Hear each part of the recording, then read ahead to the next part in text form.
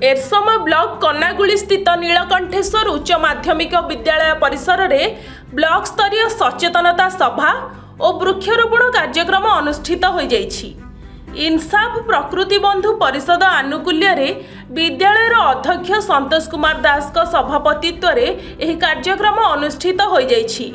मुख्य अतिथि भाव में परिवेशविद उत्कल रंजन महांती जोगदे नीलकंठेश्वर उच्च माध्यमिक विद्यालय छात्र छात्री मानकु परिवेश सुरक्षा और वृक्षारोपण विषय में सचेतनता कराइथिले। शिक्षाविद शरद चंद्र परिड़ा, नीलकंठेश्वर उच्च माध्यमिक विद्यालय उपाध्यक्ष शरद कुमार दास, सुभाष चंद्र महांती, डॉक्टर बसंत मंजरी दास, प्रोफेसर प्रद्युम्न रथ,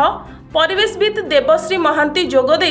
परिवेश सुरक्षा और वृक्षारोपण विषय में सचेतनता कराइथिले।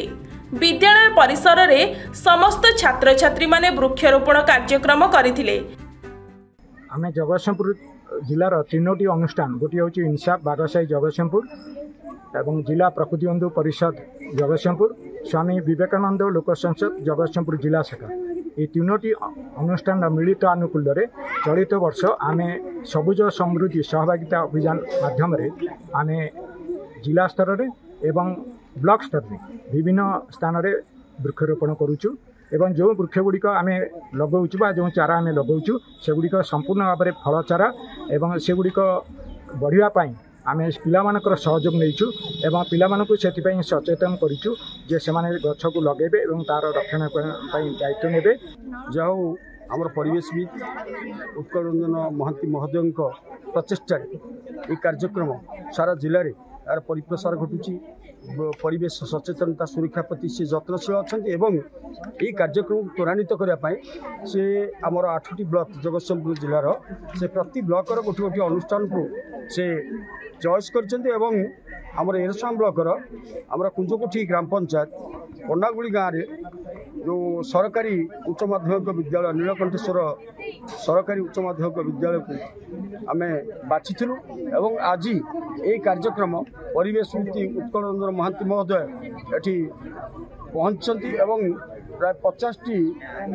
विभिन्न प्रकार फल